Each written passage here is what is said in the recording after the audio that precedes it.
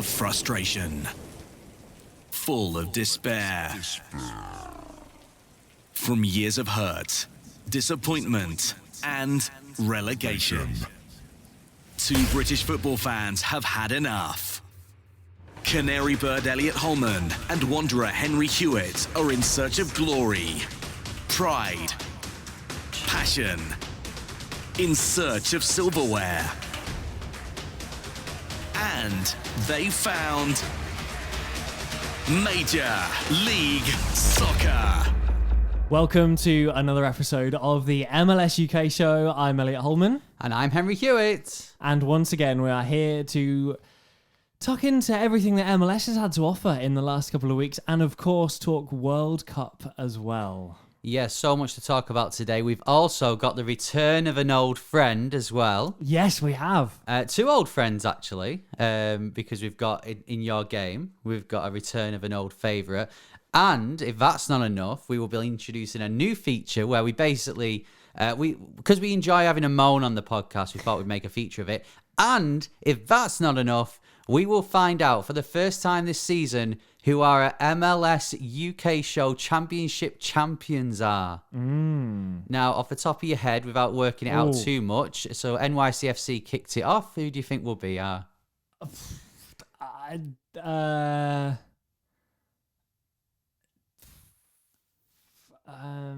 have to hurry you. Philadelphia, I don't know. Okay, well, we'll see later on in the show.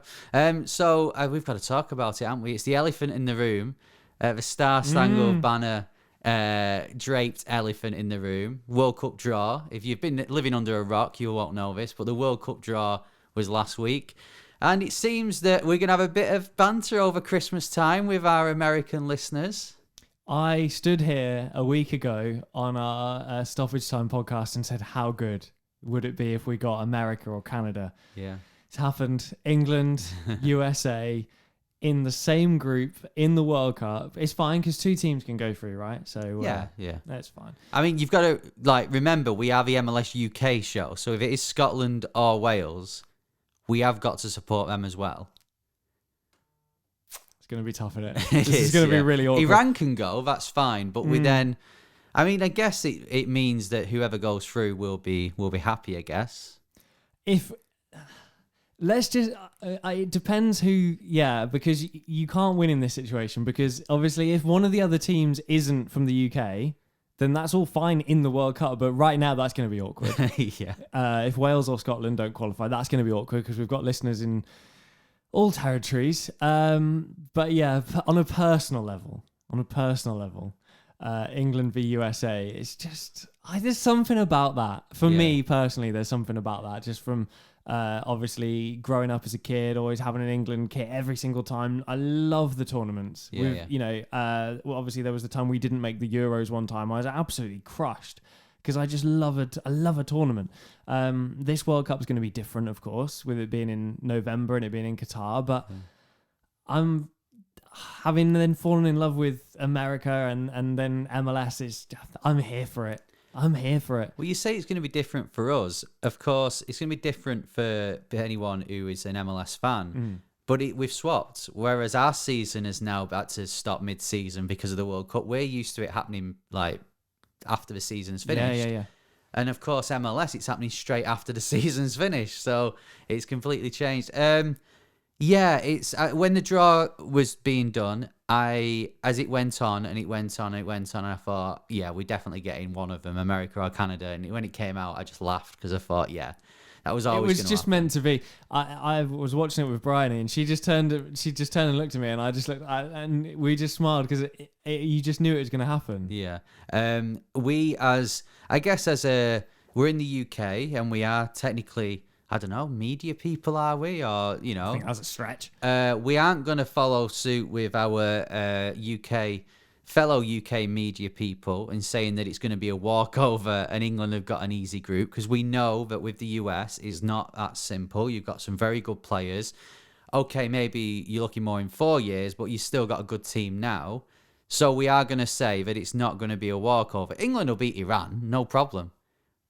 Probably beat Scotland and Wales. USA will beat Iran easy as well. Yeah, so Yeah, it's going to be interesting. It's going to be fun. It's the day after Thanksgiving as well. On that, you said, "Oh, we're not going to do the thing where we say it's going to be a walkover." There's not even a doubt in my mind, and I've already had to calm people down. I was, watching the draw round one of my friends, and he was like, "Oh, USA," and I had to be like, "No, you don't understand. Like, they're quite good now. They're quite good now." But what I have seen, and it won't be from any of our listeners. There's no way that this will be from any of our listeners, the educated lot that they are, is a lot of people very confident in the States with England in the group. Yeah. I found that really confusing. Even if I remove myself as like an England fan and I look at it objectively, you're looking at a team who just made the finals of the Euros and lost on penalties and has got a squad where you can't fit Jack Grealish and Raheem Sterling and Jadon Sancho and all of these players. You can't even fit them all into the starting 11. There's so many choices. Yeah, we did lose to a team though that hasn't qualified for the World Cup. Well, yeah, doesn't that make it interesting? I believe it was Alexi Lalas who kind of said. I think Jimmy Conrad has said it as well, that they were like, "Oh, let's get England." But I think it's a bit tongue in cheek. I've got to say. If you genuinely have thought England might be a bit of an easy draw, then please let us know. I'm genuinely interested. I don't understand that. I've got big respect for USA. I think they'll do well in the World Cup, if I'm honest. I think they'll do really well. But I'm confused if you've got England and thought, that's right then. Weird one. Yeah, we've got to say as well, Canada. I think Canada have got a good chance of doing well. They've got quite a good draw. They've got Belgium, which will be a tough game for them. But, Belgium are up and down as well. I think Canada can really surprise people. When you've got the likes of Alphonso Davies in the team. I just think let Belgium go and do it. Worry about the other teams. Let Belgium go and do it. The pressure's all on them anyway. There's even less pressure on Canada versus the US men's national team, I think.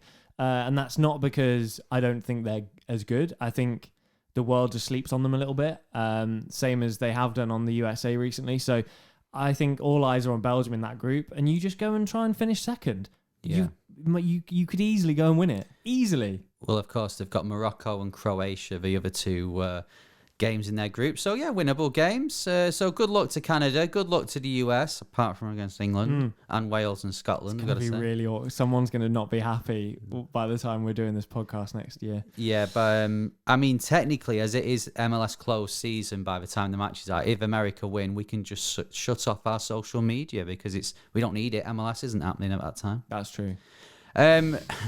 Right, lots to come on the show. We're going to be recapping what happened this weekend in MLS as well very soon. But first, as we do at the start of every episode, it's a game with a changing name. Yes. Now, this is a suggestion from Dan in Nottingham. So hello to you, Dan. Thank you very much. This is a player who's played in the UK and in MLS. I'm going to read you their career path. You've got to tell me who you think it is. Now, they started their career in 2002 with Troyes in France. Okay, never heard of them. Or Troyes, as it. I've heard of them. Yeah. And then they played for Saint Etienne. Okay. And then Real Betis, Toronto FC. Right. In 2015 to 2016. Okay. And then Nottingham Forest. I get it now, Dan. He's a Nottingham Forest fan. In 2017, before moving, I believe, back to France. Ajaccio. French football team. Just all you need to know. And they retired in 2019. Gonna be honest with you. Don't have a clue. No, it's a tough one. This is expert level, this one. Yeah, and we're not quite there yet, as you'd know if you'd listened to the podcast. Yeah, well, let us know if you think you know the answer to it. Get in touch at MLS UK Show on Twitter and Instagram. Or if you're watching on YouTube, you can just comment with your answer. A lot of people do that. And on YouTube, it leaves a timestamp. So we know if you've gone to the end and come back. Well, actually, we don't. Really? But no idea. Same with if you tweet us as well. We know. Yeah, sort of. If you're listening in France, you can speak French better than me, which is highly likely, or you're listening in and around Montreal. I apologise for my French. And on that note, let's go to our sponsors. In French. No. Elliot Holman, Henry Hewitt, MLS UK Show. Bonjour, oui madame, I don't know anymore, hi.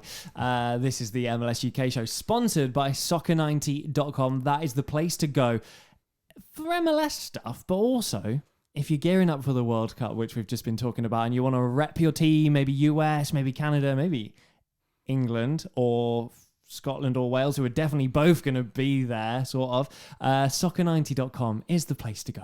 Merci beaucoup, Elliot. That's the only bit of French I know. Not only can you get the jerseys for the World Cup teams, you can also get the official World Cup training ball as well. Yes. I'm looking at it now. It looks very nice. And you can get that.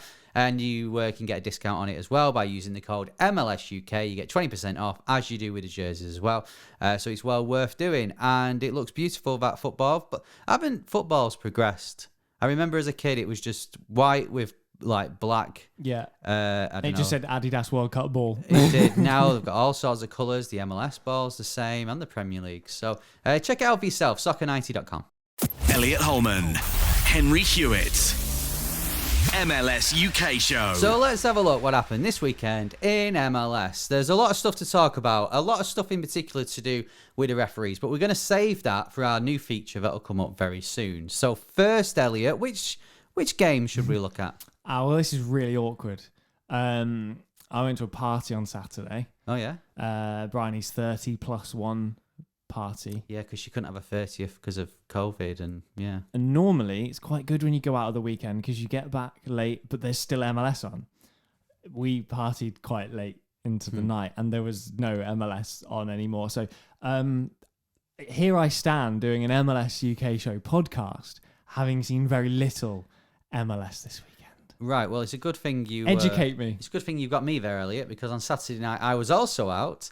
I was watching Europe's Strongest Man in Leeds, and I'll tell you what, Elliot, if you ever want to be emasculated, then go watch Europe's Strongest Man. I can imagine, yeah. No, on the way home, on the train back to Manchester, I was keeping up to date with the scores. We're going to start with this, because I've watched the highlights on YouTube of every game. Now, we're going to start with this one, basically, because we can talk about this for 10 seconds. All I'm going to say, Chicago 0, Dallas 0. I watched the highlights. For the first 2 minutes, they included a ball going out for a corner, a ball going out for a throw-in, a pass, and then eventually a shot. I think it was Shabilko. So that speaks volumes about this one. And I've got to say, I do love the highlights packages they put together on YouTube with MLS, because they've got to get to 7 minutes somehow, and they just put anything in there. Chicago 4th in the East, 9 points. Still only conceded 1 goal, though. They're averaging, scoring-wise, they're averaging a goal a game. However, failing to score quite a lot still. So there's no secret to what they're going to be working on. You know, defense, keeper, looking really strong. Yeah. Go and score some goals and you're going to win the league. It's as simple as that. Yeah, well, they play Orlando next, so they'll... Shouldn't be any problem then, should there? Perfect opportunity. Dallas 5th in the West, they're on 8 points. I mean, we'll talk more about what's going on in the West very soon, but basically, if Dallas lose next week, they can go probably down to 14th. Yeah. And if they win, they can go to 2nd. So that's how close it is in the West. Right, a game on Saturday evening that had a lot more goals, a lot more action, was Cincinnati 3, Montreal 4. What a game this was. Montreal wearing their shirt that looks like when you're on a bus and a sad music video and rain is falling down the window, as Poppy described it.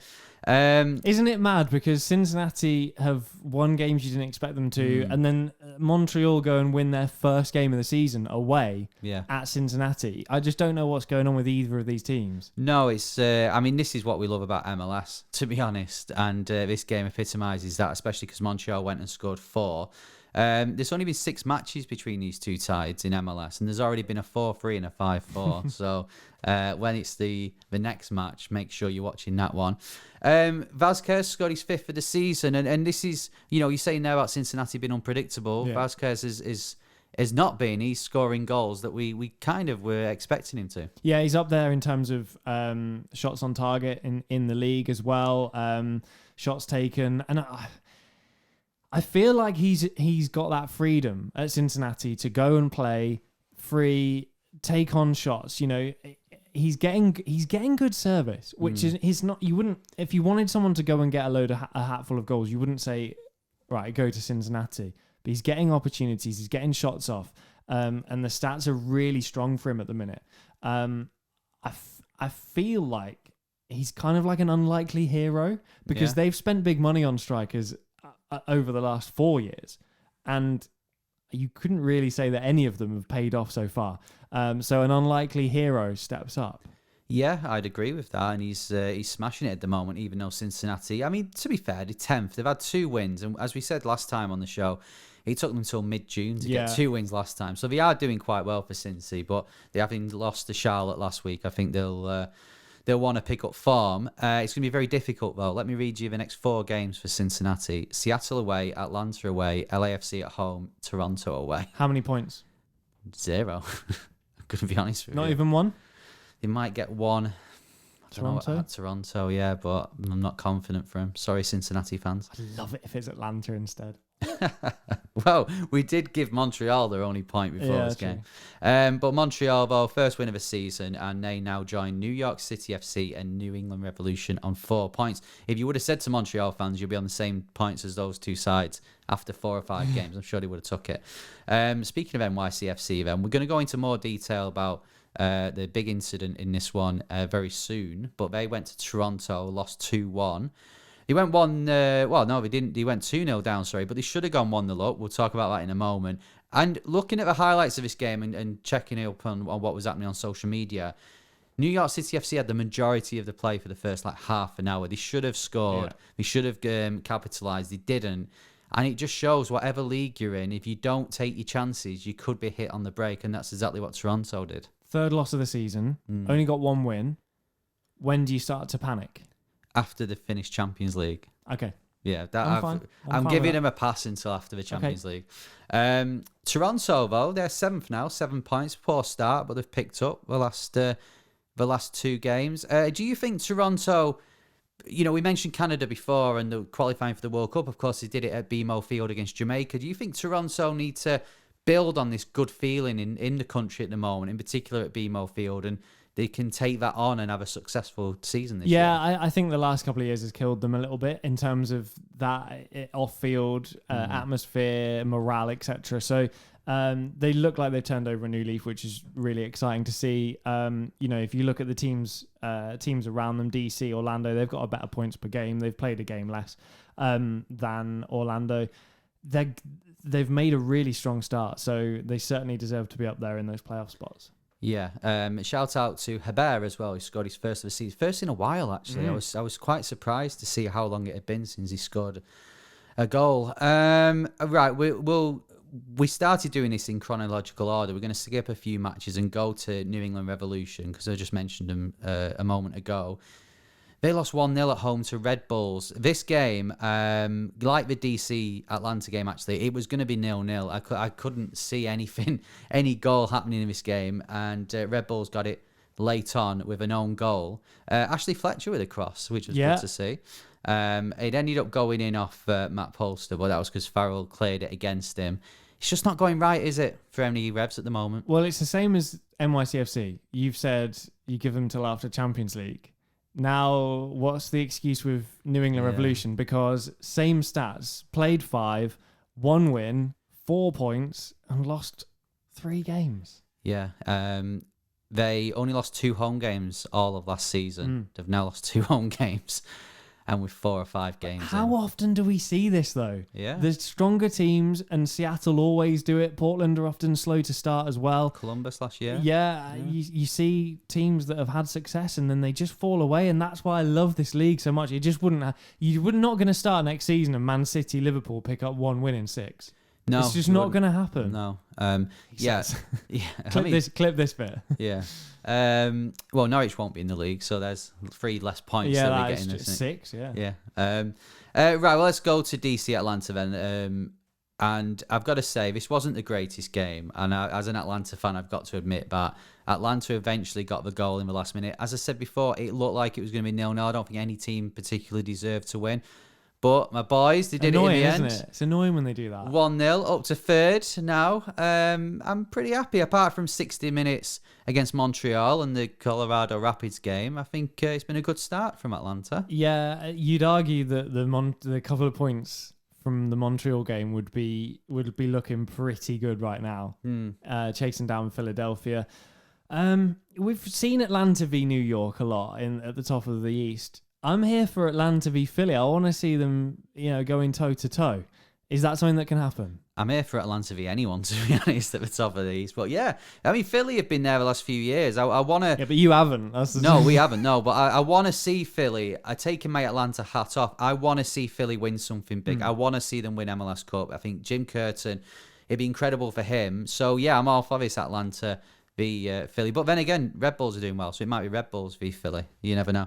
DC have got 5 of the next 7 at home, so I'm sure they'll be looking to pick up some more points because they got 6 points the first 2, and then I've lost 3 in a row now. So. Yeah, and Charlotte creeping up level with them as well. So it's I'm here for how tight it is. I mean, regardless of obviously Miami failed to win, San Jose still without a win, but other than that, it's looking really, really exciting, which is exactly why we love MLS. It is, yeah, and it's. I was then going to do a link to a game that wasn't exciting just to prove your point wrong, but they're all exciting. Orlando 2, LAFC 4. That was exciting. If you like goals. Shout out to Andy Walsh as well, who tweeted us. He's from Salford, where I'm from, where I'm living at the moment. And he went to the game and he said he took the Salford weather with him, which was quite sunny in Salford on Sunday. So I'm glad he did. Yeah, my dad chose not to go. He's just packing up now to fly home. And with the storms and stuff, he was like, probably give it a miss because he'd probably be there about 9 hours waiting for the game to finish. And I think he's quite glad he did. Yeah, well, I've got to say, the 2 Orlando goals were very well taken, Pato and Matinho. They were good goals. But then, LAFC scored 4. Ruan with an assist, his second assist of the season. It was to an LAFC player, but it's still an assist. But LAFC top of the West. Now, they're joint with Philly in the Supporters' Shield rankings, if you will, 13 points. And they're already 4 points ahead of third place LA Galaxy. They've started really well, haven't they? They have, and I think we saw the hat trick from Carlos in the first week, and we were like, here we go. And then he was missing in the second game, and then you're thinking, are they just going to be relying on him again? But I think we're seeing a lot of character from LAFC already in this early stage. Couple of points ahead of RSL, picking up over 2.5 points a game. I know we're only 5-6 weeks in. You find it hard to make a case against them. Yeah, you're right. And I've going back to Orlando, I know I joked before that they're playing Chicago next. I've got to say, I'm looking forward to seeing how Pato and Torres do against that defence next week. Yeah, shame about Antonio Carlos as well, who's going to miss most of the rest of the season. I said on the last episode, him and Janssen have been pretty integral. So that's really, really disappointing from an Orlando perspective. But Orlando-Chicago should be a really good game. Yeah, there's a few good games next week, which we'll cover later on. Let's go to Philadelphia then. We've mentioned them a few times. The top of the East, they're 13 points level with LAFC for Supporters' Shield. They beat Charlotte 2-0 at the weekend, which was quite a convincing... I don't think they were under much pressure. Charlotte had a bit of a game before half-time and then after the second goal, but I don't think Philly were that worried at all to get the 3 points. And yeah, they're back on form. They're doing well, and it's the home form, isn't it, that has got them to where they've been the last few years. Yeah, it's the consistency. It's exactly what we've come to expect from them, which is something that's really difficult to come by in MLS is consistency. And Jim Curtin's got them playing some really nice stuff regularly. Charlotte still don't know what to make. Really strong start versus what we were anticipating. Yeah, you're not getting battered. Much stronger than Austin, where we were really expecting Austin to do well. So they're kind of keeping it tight, and they're scoring good goals, as we discussed on the podcast last week. So I feel like they're not going to be down the bottom. No, I don't. I think where they are at the moment, where we're talking like just around underneath the playoff line, I think that's kind of where they'll be looking, which is good. But if you stay there and you have a good run at the end of the season, it's, someone like Orlando will wobble, obviously. You've got the likes of DC who are always, you're like, will they, won't they, will they, won't they? You're going to give yourself a chance. Yeah, and, we spoke to Chris Smith from 90 Min Soccer at the start of the season. He was saying that Charlotte's recruitment hasn't been great. So you think if that's still in their mind, they've got to make moves in the summer. So if they make the moves, they could then push them over the line. Yeah, no, agreed. Nashville winning at Columbus? Columbus. Yes, thank you. Put my teeth back in. I was quite surprised by this. I thought this was a nailed-on home win. Columbus, it's the first defeat of the season. But Nashville, they've moved up to 10th now, so it's still not where they want to be. Bearing in mind they have played every game away from home this season. But still, it was a good win. Alex Muyal with the header to make it 1-0. Yeah, and we've seen it with Portland in the past. When you know you've got those home games to come as well, it must be really exciting. You know, I know it's hard work. They're out on the road all the time. They're covering a hell of a lot of miles. And all of a sudden, they're going to have a run of home games. And that's such a huge opportunity. If you're sitting there around 10th, 11th, it's a massive opportunity for you to then, you know, if you're going to play 6 games at home on the spin, for example, and I don't know how many they're going to have. Yeah. There's no way you don't pick up, you know, 15, 16 points. Yeah, well, we saw it with DC when Rooney came in as well and they moved to Audi Field. Columbus, a facts feel, which is, you know, I'm not gonna say anything bad about Columbus because they have played very well and they're near the top, but they've conceded first in the last 4 games now, and whereas before they've managed to pull it back. Is that a concern, do you think? Yeah, these things are overanalyzed by a number of staff at the club. So they're going to be looking into what's going wrong there, the way that they start games. Do they go and attack teams and, you know, treat that as the best form of defense? Or do they just look to calm it down in the first 10 minutes and just try and get on the ball, gain some confidence, get a feel for the game? Whatever they're going for is not happening for them. But it will 100% be something that they're looking at. San Jose Earthquakes 2, Austin 2. We're talking about teams that concede first. San Jose have been the masters of that this season, and they've come back again. It was a repeat of what happened when they drew to Columbus, ironically, where they came back from 3-1 down. They've now had to come back from 2-0 down. I mean, Austin have played very well this season, and we've rated them. You said at the start of the year that Max Urruti needs to score goals. He got his first of the season. Can we see that now? The tap-ins don't count though, do they? If you're just going to be tapping them in from that distance, you know, that's not really scoring a goal, is it? No, I mean, the San Jose commentators I thought were right. They said it was just an ambitious shot. Yeah. Which, you know, there's speculative effort. Yeah. So no, I've got to say, I thought that was really harsh when they said that, because what I finished this was a great goal. Plucked it out of the air, volley over the goalie from 25 yards out. Yeah, and the celebrate. A lot of people are doing that arrow celebration. I saw it a few times. I think he's trademarked that from a few years back, though, to be fair. Oh, well, there's a lot of players need to start giving him some money, man. But San Jose coming back. I mean, we said this against Columbus. Could this be the start of their season? Be still conceding goals, which is a worry. But could this give them a platform now? I'm amazed Almeida's still there. Do you look at them and just think, how is he still in the job? Not because I think he's done terribly, but... Are they making any progress? No, I don't see where the ambition is for San Jose. I don't see they've got ambition to... I think they're happy at the moment. If they break into the playoffs, finish 8th or 7th, they'll be fine. I don't see their ambition of going, no, we want to be 2nd or 1st or 3rd. But the onus is... They're at home in that game, you know, and I know it's West v West, but, you know, the onus is on them at PayPal Park to go and get stuck in, get the game underway and take the game to Austin. Yeah. You know, and they just sit bottom of the West still. And I can't see, you know, they get a few wins, sure, maybe they overtake Vancouver. But Portland are going to be higher than they are. Kansas are going to be higher than they are. We've talked about Nashville with a run of home games. I look at this now and think, okay, not everyone's going to make the playoffs, but this is going to be a Western Conference. To me, when you think Portland, SKC, Nashville, Seattle, they're all going to be higher than where they are now. So this is going to be a really, really tight conference. And if you're going to let them go already, you know, they're already 6 points off Houston in 7th. They're going to have a problem. Yeah, I think there's a few teams that they're very lucky how tight it is. Now, you mentioned there in the West and those teams that are going to finish higher. They can actually be much higher after this weekend. There's like 3 points in it from 3rd to 12th. So it's all right at the moment. And they can go, we're not too far away. Another 3 or 4 games and it starts to even itself out a bit, and the teams that are going to finish higher up start winning more.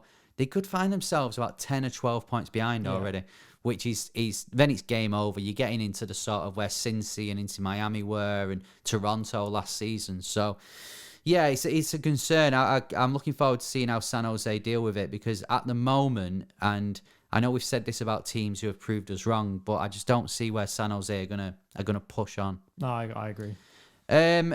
Let's go to Seattle winning at Minnesota.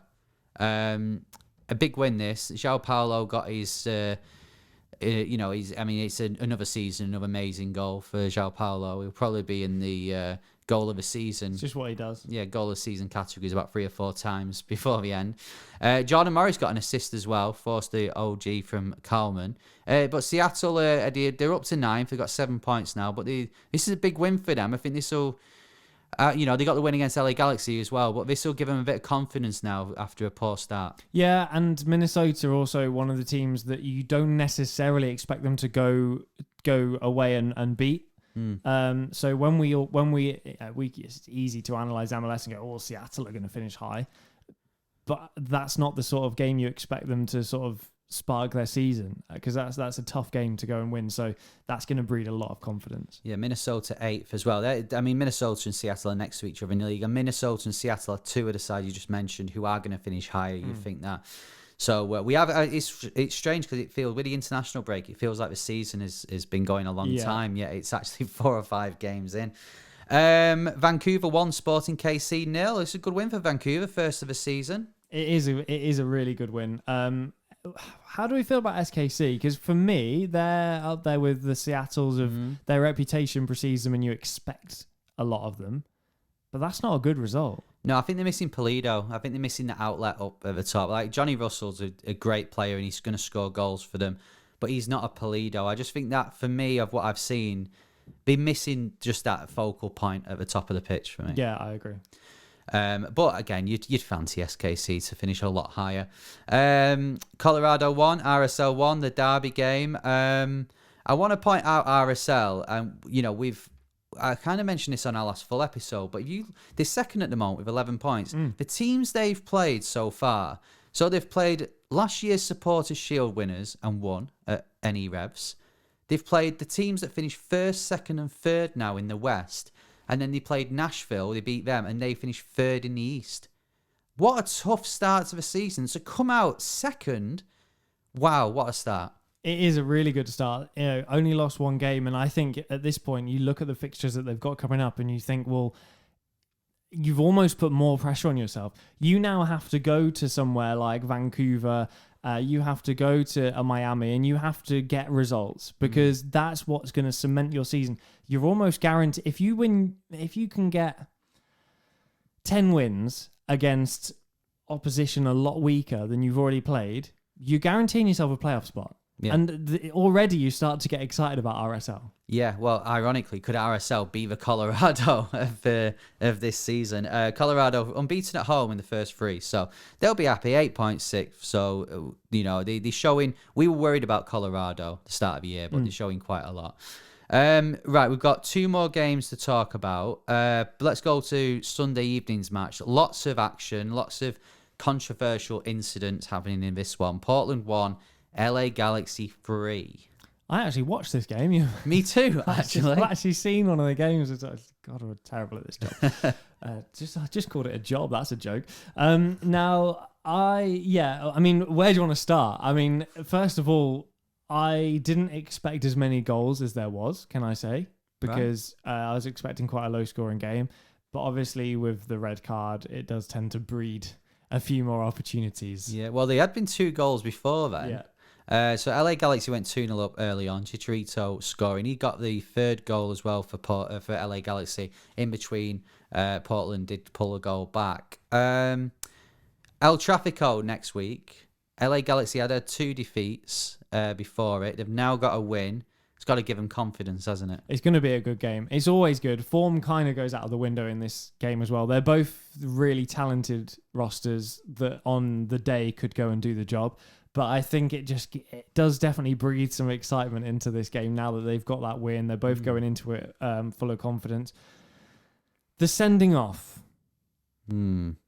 Well, we're going to go into more details about some of the more controversial aspects of this weekend in a moment, but yeah, it was harsh. I've got to say, when I saw it live, I thought, oof, he could be off here. Straight red. I agree. When I saw the highlights, and this is in particular what we're going to be talking about, I thought a bit harsh. It's just annoying that we agree with each other. That's the first time that's ever happened. Shout out as well, LA Galaxy's start to the season, because we mentioned RSL. LA Galaxy are third. Yeah. They've played Portland, Seattle, NYCFC. They've got LAFC next. They've also had, I guess you could add Orlando in that, I guess so. But big teams. They've had a tough start and they're third, so they'll be happy with that.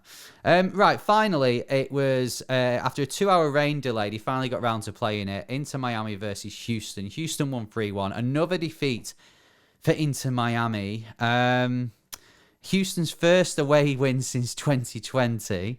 And it was 0-0 at half time, and then Houston just took the chances in the second half. And every episode we're going about Inter Miami. I have nothing new to say. Beckham says they built a brand rather than a team. I couldn't agree more. But we've been saying that from before they kicked a ball. We were saying you're not going to get the Messi and the Ronaldo and all that. Oh, Miami, it's going to be.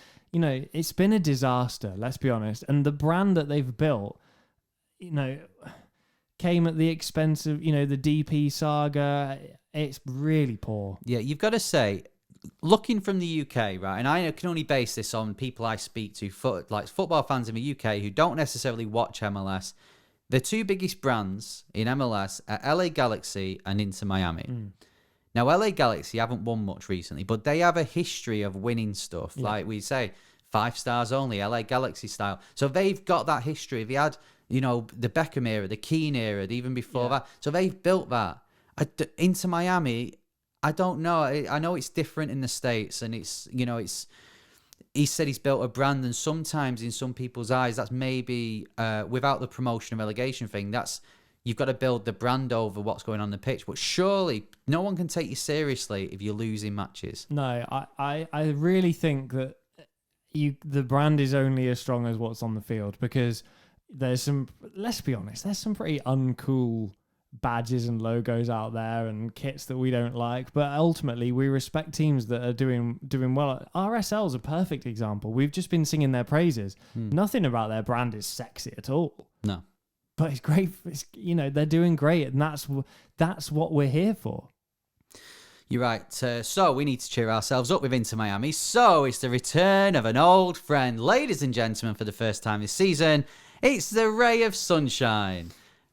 I'm excited for this. Ray Hudson, I don't want to call him our favourite commentator because John Champion is, and I don't want to call him our favourite summariser because we've had Taylor Twellman on the show, but he's our favourite one who's dealing with Inter Miami on a regular basis, or from Newcastle, whichever we want to go with. So, of course, he was commentating on the game this weekend, and I've been watching the highlights and picked out some of his funnier lines. He is the king of the one-liners, and it's just he's just a star, which we love.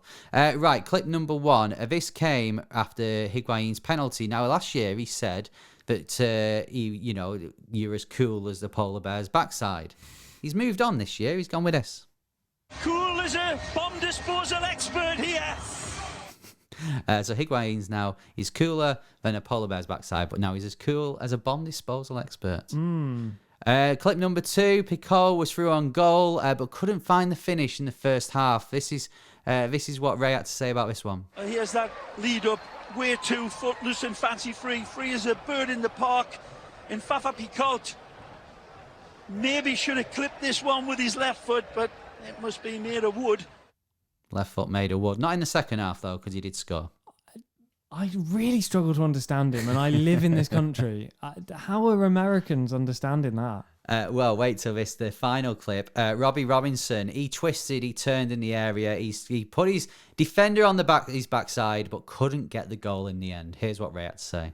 It's a wonderful cutback here from Robbie Robinson. As a defender, do you want to dance in there? He leaves him with twisted blood and his knees on backwards. He did have, in the clip, he did have his knees on backwards in the end. Get Ray on the show. I've got to speak to this guy. It was his birthday the other day, which we tweeted. He threw us a like. He acknowledged it. So there we go. There's the first ray of sunshine of this season, and across the season, he will be back. We're picking out our favourite clips. And I actually now, it doesn't mean anything to us because, we don't watch MLS on US TV. But when I know that Inter Miami are one of the games on Fox at ESPN, I actually get really disappointed. Yeah. You want the local commentary. Yeah. Ray Hudson, what a legend. Right, we're going to move on now, and we're going to introduce a brand new feature to the show. And this is, we kind of still recapping what happened at the weekend. But as you know, we like to moan on this podcast, especially Elliot, and especially about referees, because they involve in Orlando. So we thought rather than do it in the recap, we're going to introduce something where anything we see, whether it be the referees or it could be a pitch or whatever, we're going to throw into our very own Room 101. Now, if you don't know Room 101, it's a reference to George Orwell's 1984 book, but also it was a TV show here in the UK, in the noughties, probably in the States as well, because we do tend to trade TV shows. The TV show was celebrities would come on and they'd choose 3 or 4 things that they don't like, and they'd throw it into Room 101. So we wanted to do the same, but we've got to MLS it. We've got to make it Major League Soccer. Like the Jason Christ is right. Like the Jason Christ is right, of course. So what we're going to do is have our very own Room 101, but we've got to MLS it. I know where this is going. And this is no reference to this guy. It's just literally because his name features in the title. We are going to be opening the Eloy Room 101. I thought about the Eloy broom cupboard, but it was rubbish. So. Yeah. So the first thing that we're going to throw into the Eloy Room 101 is a reference to something that happened on a few occasions this weekend, and because we just didn't understand, we don't understand what's going on with it, so we're going to throw it in. Elliot Holman, it's to do with pro refs. We can't throw all the refs in, so instead we're going to throw VAR in instead. We have praised VAR so much with what MLS do on this podcast before. We've said that it completely knocks what the Premier League are doing out the water. This weekend, for some reason, it just... They went to VAR for some things. They didn't go for others. They give decisions for some things and then didn't for others. There's no consistency there. The 3 I've pointed out is the fact that Portland had so many penalty appeals that weren't checked against LA Galaxy.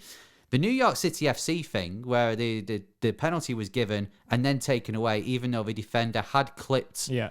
The it's not clear and obvious, is it? It's not, no, and that's the thing. And then the third thing is the penalty for Pereira that he got for Austin against San Jose Earthquakes. It was soft, and they didn't look at it. It's like, where's the consistency?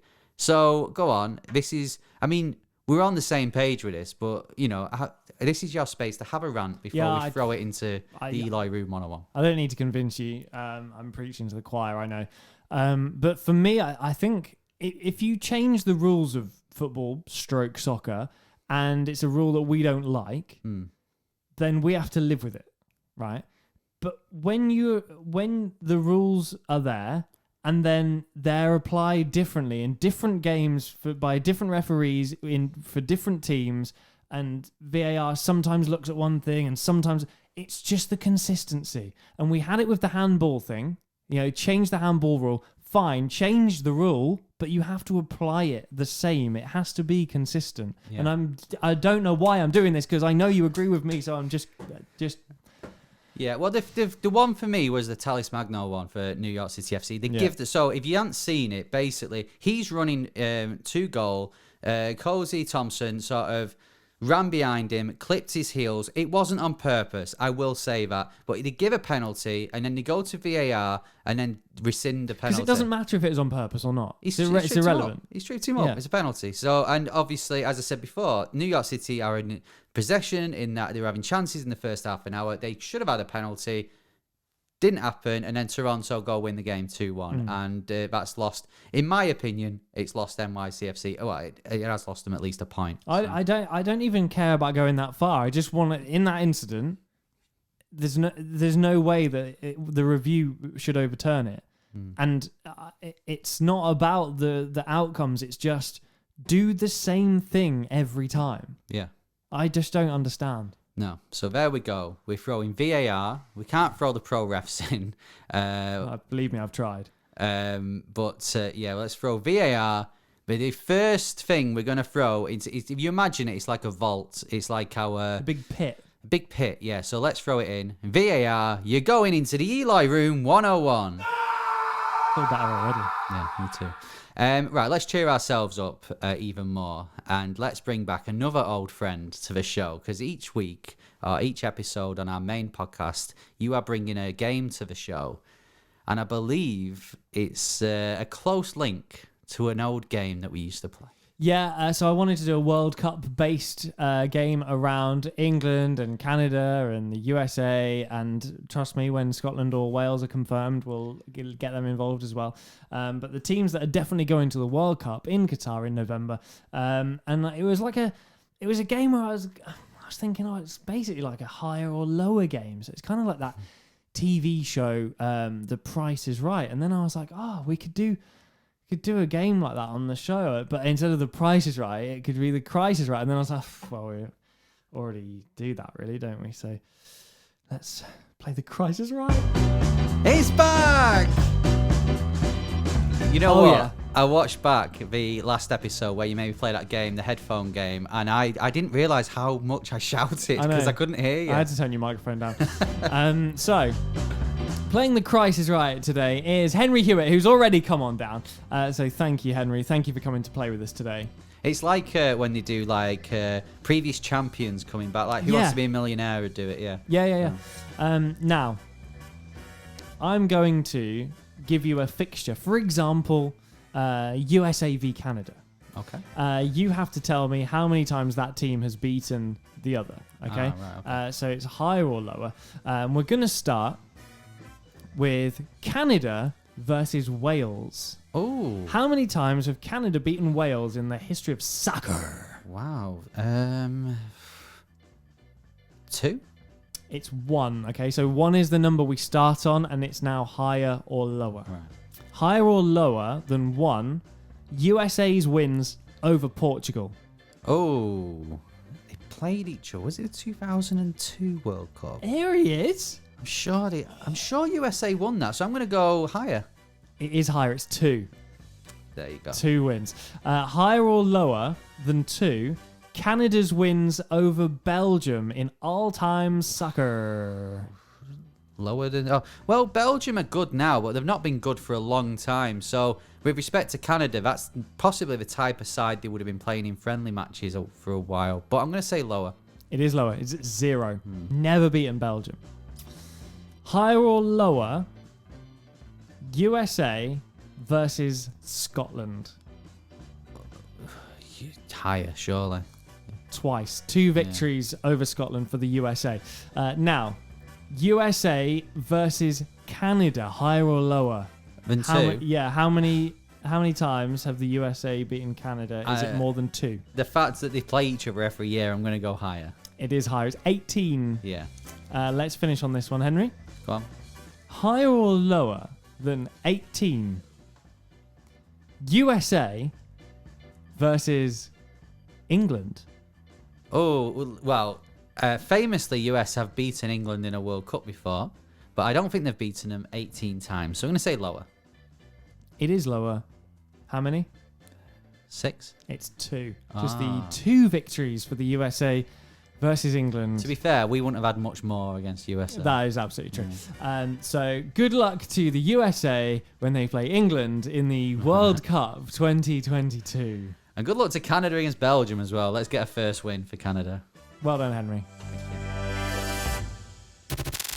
The MLS UK Show. Right, before we have a look at what's happening this weekend in MLS, we need to mention this. It's the Champions League semi-finals, or semi-finals, as our North Atlantic, or North American, I should say. Cousins would say.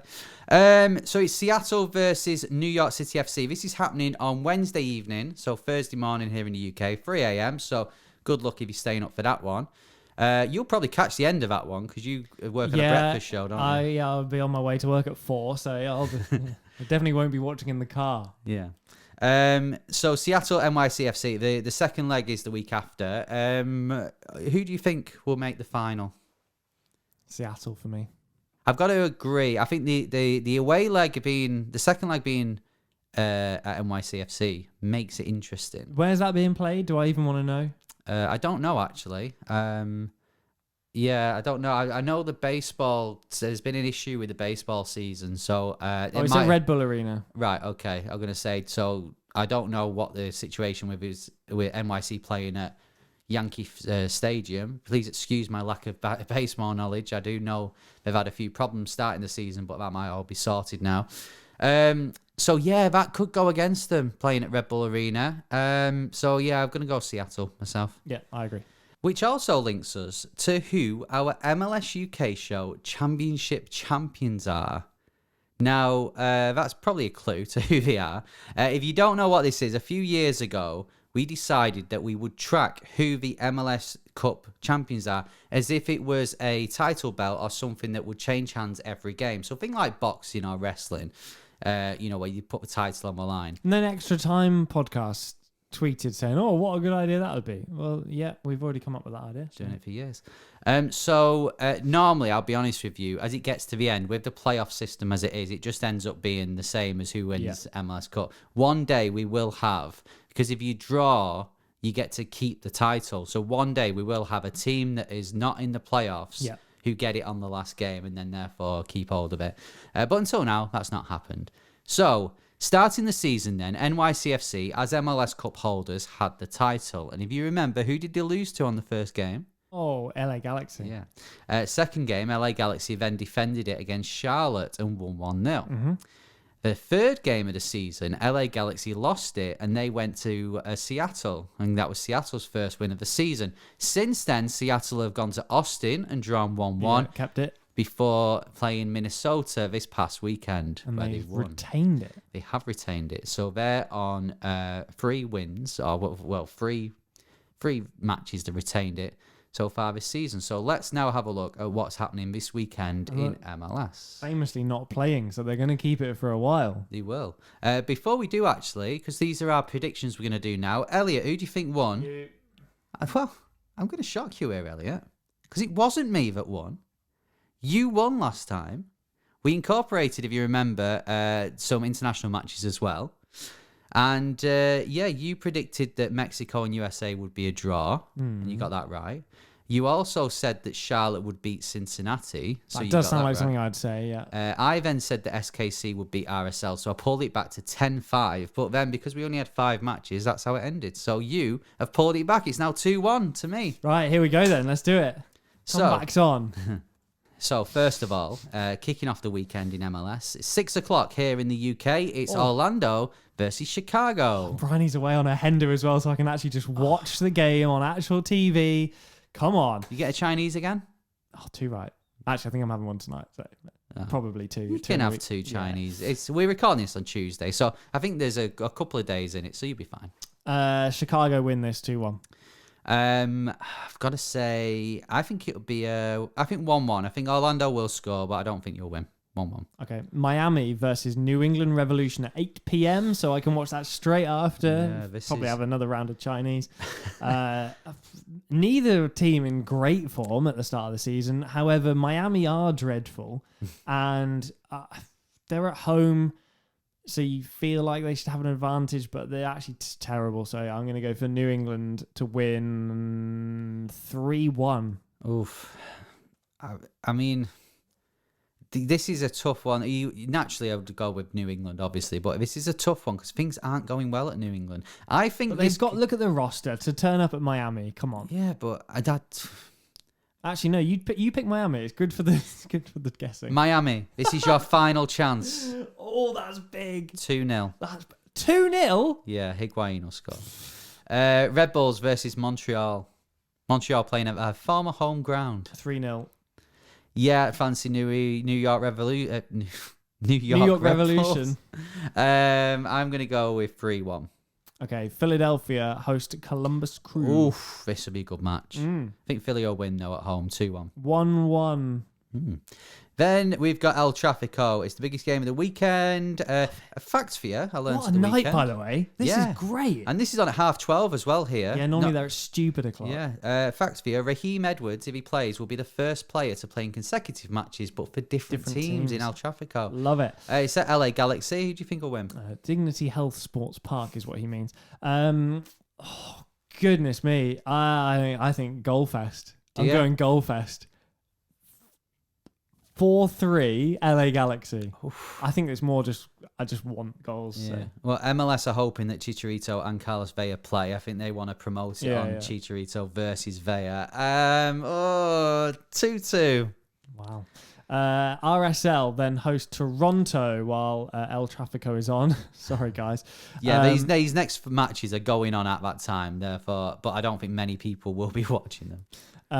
RSL win this 2-0. I've got to go with RSL as well, yeah. 2-1. Okay, Dallas hosting Colorado. I like Dallas this year. I'm going to go with, I think this will be high scoring, 4-2. 1-0 Colorado. Houston versus San Jose.